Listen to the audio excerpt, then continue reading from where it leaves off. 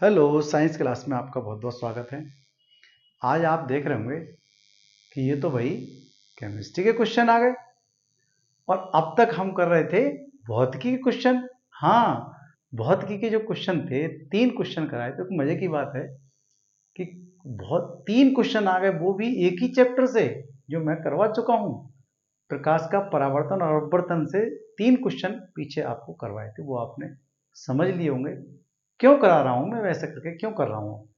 Physics को मैंने छोड़ दिया, अब चाहता तो मैं फिजिक्स के क्वेश्चन कर लेता। ये क्वेश्चन नंबर 8 और 9 केमिस्ट्री करवा रहे हैं। क्यों? क्योंकि अब तक अप्रैल से लेकर के आपने अब तक अप्रैल, मई और जुलाई, इसमें जुलाई अभी चली तो स्टार्ट ही तो हुई है, तो आपने वो सिलेबस जितना कवर कर लिया है उसी के क्वेश्चन ही मैं ढूंढ करके करा रहा हूं। समझ रहे हैं? क्रम वाइज करा रहा हूं। जितना सिलेबस आप करते जाएंगे उतने सिलेबस के सवाल आपको मिलते जाएंगे। आपको आगे वाले सवालों को नहीं करना है, बिल्कुल नहीं। आपका दिमाग खराब होगा कि ये क्वेश्चन तो हमसे आते नहीं। क्यों नहीं आते? क्योंकि आपने सिलेबस ही नहीं किया होगा। भाई वो चैप्टर नहीं करेंगे तो हम सवाल क्यों आएंगे? और आना भी नहीं चाहिए, आपको वहां छूना भी नहीं चाहिए। समझ में आ गया? तो जितना सिलेबस हम करें उतना ही सवाल को करें। तो 2023 के जितने सवाल है मैं धीरे धीरे सारे करा दूंगा, जितना चैप्टर आपका होता जाएगा। अब 2023 के हुए, दो जितना सिलेबस हुआ उतने, फिर हम क्या काम करेंगे, 24 के भी करेंगे, अब फिर 25 के भी करेंगे। ठीक है, अभी अभी करते चलेंगे, बस हाथों हाथ निपटा देंगे। ठीक है, तो आइए हम अब पहले वाले हिस्से में चले जाते हैं। देखो ये टिक तो मैंने लगा दिया है, लेकिन टिक हुआ कैसे, आओ देख लेते हैं।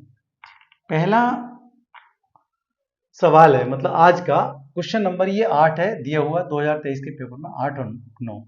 कार्बन को वायु में जलाने पर कार्बन डाइऑक्साइड गैस का बनना उदाहरण है। तो देखो भाई, दो चीज दिखाई दे रही है, एक तो कार्बन और एक वायु, दो चीज जुड़ करके कार्बन डाइऑक्साइड गैस निकल रही है। ये बहुत बढ़िया ढंग से जानते हो आप लोग कि जब दो या दो से अधिक अभिकारक जुड़ करके एकल उत्पाद बनाते हैं, एक चीज बना दे तो संयोजन अपक्रिया, योग जोड़ हो गया, जोड़ हो जाए तो जोड़ हो गया, जोड़ का मतलब संयोजन हो गया। तो ये इसका आंसर तो हो जाएगा। क्या विस्थापन आंसर नहीं हो सकता? विस्थापन में क्या है, जो अधिक सक्रिय होगा, जो अधिक सक्रिय यौगिक जो होगा वो कम सक्रिय को हटा देगा उसकी जगह से। तो विस्थापित तो विस्थापन अपक्रिया हो नहीं रही है इसके अंदर। और द्विविस्थापन आयनों का आदान प्रदान होता है, तो ये नहीं हो रही। वियोजन में क्या होता है, एकल उत्पाद कई छोटे छोटे उत्पादों में टूट जाए, तो वो नहीं हो रही, क्योंकि उसने तो कहा कि कार्बन वायु में जलाने पर। तो कार्बन जो है वायु की उपस्थिति में, कार्बन का मतलब तो हो गया ये, और वायु का मतलब हो गया ऑक्सीजन, ये ऑक्सीजन का मतलब ये। तो देखो दो चीज हो गई और जुड़ जाए दोनों, चलो भाई जोड़ दो। जोड़ने का मतलब है संयोजन हो जाना। तो देखो ये क्या हुआ, कार्बन डाइऑक्साइड गैस, वायु का मतलब ऑक्सीजन और कार्बन का मतलब सी। ठीक है, तो दो अभिकारक जुड़ करके एकल उत्पाद बना देते हैं, वहां पर संयोजन अक्रिया होती है। ये डेफिनेशन आपको पता चल गई, इसलिए ऑप्शन नंबर ये वाला पहला वाला सही हो जाता है। ओके, अब हम दूसरे क्वेश्चन पे चलते हैं।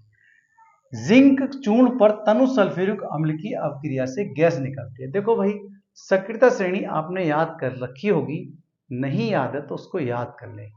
ठीक है, सक्रियता श्रेणी का लिंक मैं नीचे इसमें डाल दूंगा, आपको सब समझ में आ जाएगा। क्योंकि ऊपर वाली जो सक्रिय धातु होगी अपने से नीचे रखी वाली को सबको विस्थापित करता, हटाता है। तो ऐसा क्या हो रहा है, ये इसमें विस्थापन अपक्रिया हो रही है। ध्यान रखें कैसे हो रही है, आइए समझते हैं। तो जिंक चूर्ण, तो मैं यहां लिख देता हूं जिंक चूर्ण, तो जिंक तो हो गया ये Zn, ठीक है। और तनु सल्फ्यूरिक, जिसमें पानी की मात्रा है, तनु सल्फ्यूरिक तो H2SO4, ठीक है। ये अपक्रिया हुई, तो देखो हाइड्रोजन से ऊपर रखी धातु है ये, तो ये हाइड्रोजन को उसके स्थान से विस्थापित कर देगी। तो और ये खुद जाकर के यहाँ जुड़ जाएगा। बहुत चालाक है जिंक, यहाँ आकर जुड़ेगा, तो जुड़ गया Zn और क्या हो जाएगा SO4। देखो है चालाक, और विस्थापित कर देगा।